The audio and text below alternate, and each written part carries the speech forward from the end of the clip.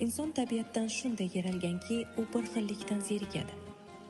Shunda u beixtiyor yuragini yozib g'am tashvishlardan yiroqlashni istab qoladi.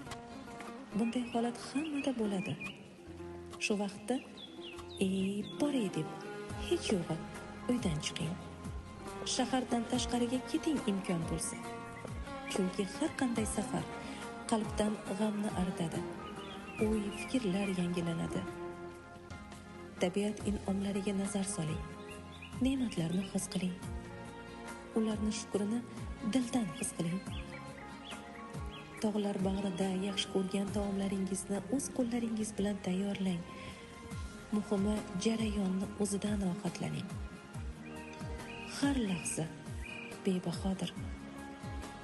Va asosiysi, hech narsaga hayot-mamot darajasida yopishmang.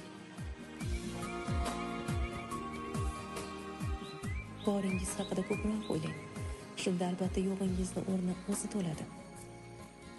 Unutmang, siz hazrati insonsiz.